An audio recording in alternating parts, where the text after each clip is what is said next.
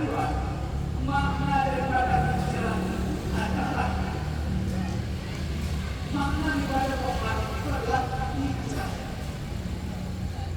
Ada hijrah maknawi, ada hijrah maknani. Hijrah maknani itu adalah hijrah tempat. Apa hijrah tempat? Dari Makkah ke Madinah, dari Makkah ke Asia.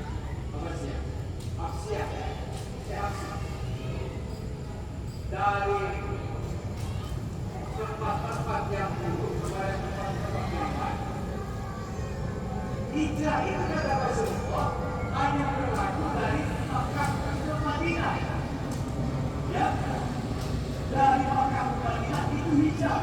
Pada waktu itu boleh, tapi sesudah itu tidak ada lagi hijrah dari Makkah ke Madinah. Tapi kalau tempat-tempat yang lain, umpamanya Makkah tinggal di Bengkulu, produksi rasanya bagaimana enak, umpamanya kita ke Bengkulu di depan saya, umpamanya itu hijrah. Tapi kalau di Makkah ke Madinah tidak ada lagi yang namanya hijrah. Ya, itu. Kemudian ada yang namanya hijrah maknawiyah. Ini yang sepadan. Hijrah maknawiyah itu ada empat.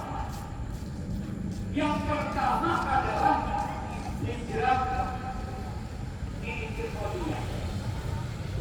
Hijrah berdasarkan keyakinan. Masalah-masalah keyakinan.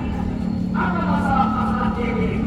Umpamanya nih, selama ini kita selalu bergantung kepada manusia, tidak. Kalau kita mau menolong orang, nanti kita berharap supaya orang itu menolong kita. Ya, kalau kita mau berbuat, kita berharap mendapatkan pujian dari orang. Nah, itu namanya hati yang rusak. Mengharap itu kepada Allah. Apapun yang kita lakukan di muka bumi ini, berniatlah, berharaplah kepada Allah untuk mendapatkan balasannya. Ingat, ketika kita berharap kepada Allah, insya Allah akan kita dapat. Tapi jika kita berharap kepada manusia, kadang-kadang kita sering kecewa. Kita tolong kadang-kadang jadi musibah. Kita bantu kadang-kadang kita didulinya. Ya, itu biasa dalam hidup. Oleh sebab itu, niatkan selalu dalam kehidupan kita ini, kalau berbuat selama ini karena manusia, karena dunia, maka untuk berikutnya kita tidak pindahkan hati kita ini. Niatnya karena Allah. Datang ke sini karena Allah.